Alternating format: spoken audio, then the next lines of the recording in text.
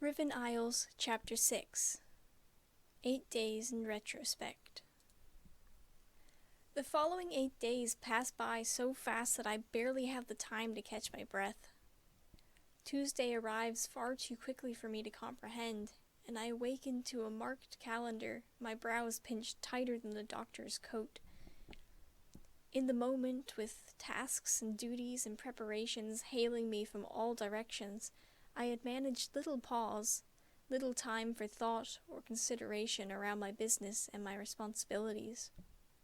I simply had done what I was told, walked as I was prodded, and spoke when I was spoken to. Time is magnificent. The rush and thrill is more alive than ever in my excited heart. I hadn't seen it coming.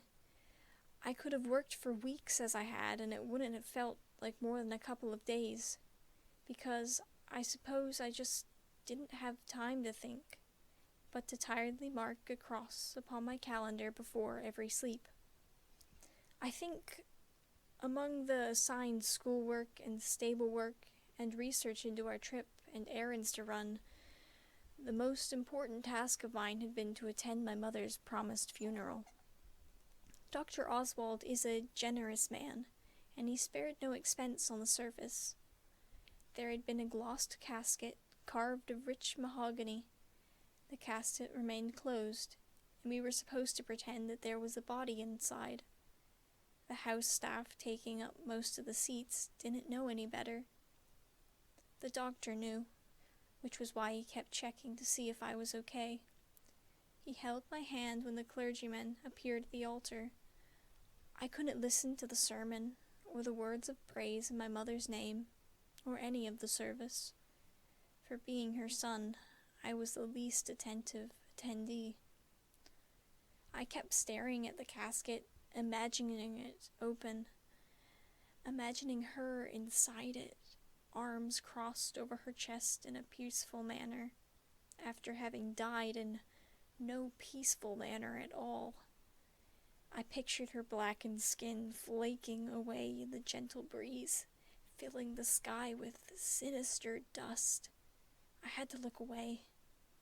The doctor kindly offered his handkerchief, but saw how little it did to console me, and offered instead his chest. I spent most of the funeral buried into the comfort of his white buttoned coat, where his calming scent of tobacco and sandalwood drowned out the imaginary odor of ash and blood and pus that haunted me. He's been checking on me more since then, though I promised him I was truly fine. I am truly fine. I am well. I am not crying. I'm relieved to say that I did end up crying at the funeral, for the first time and still the only. I wept on the doctor's chest, and he let me. He even apologized at the end of it, and when I asked him why he was so sorry, he admitted that he wasn't sure, but he felt like he may have rushed into the funeral too soon. I told him nonsense. Simon, I discovered, lives in a suite on the top floor of the estate.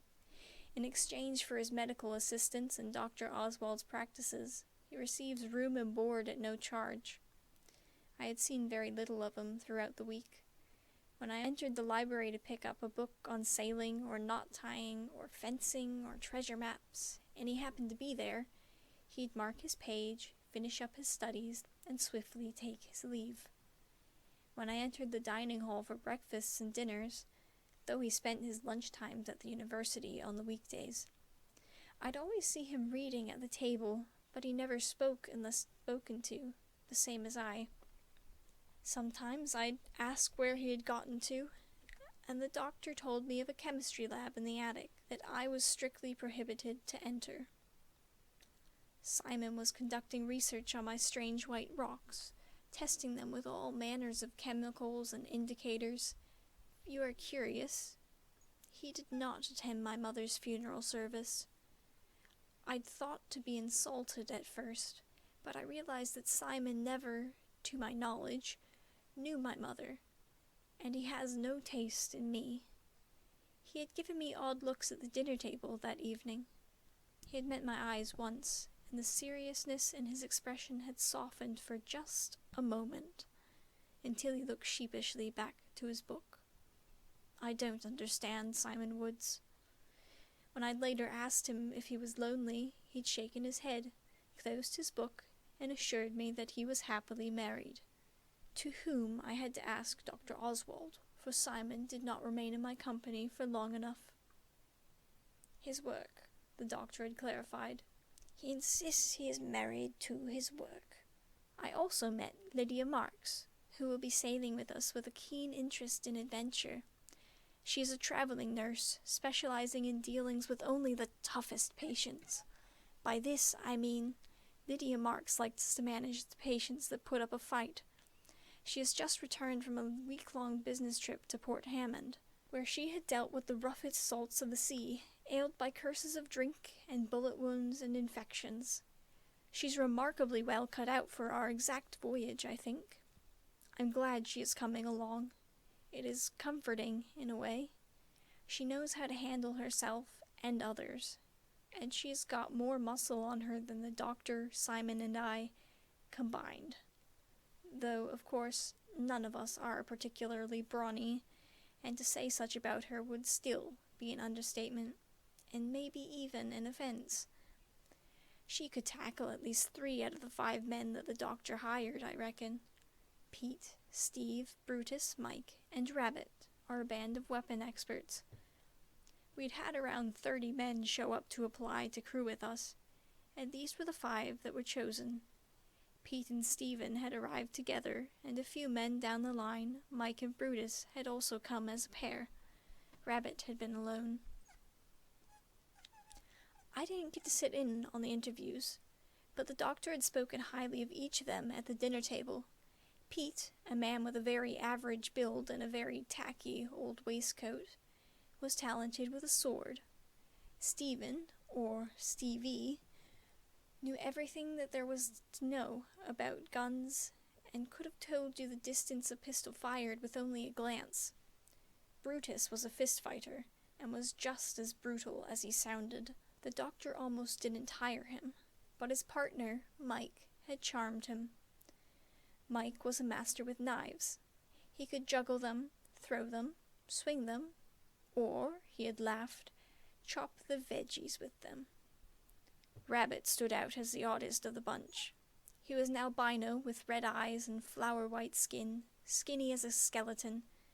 His expertise was in arson and explosives, and he claimed to be able to unblock any cave-in or burn down any army. He offered also to take many night watches, for he did not like covering his sensitive skin in the sun. Simon and Lydia and I listened to the doctor's words on them and placed our faiths in his choices. Personally, I'm still a little skeptical about Rabbit. How practical could an albino be aboard a ship? Even so, it's too late to take away his contract now.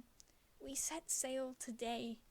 In a matter of hours, I'll be far away from this crummy town, living a life of adventure.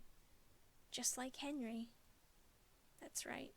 You'll be living a life of adventure, just like Henry.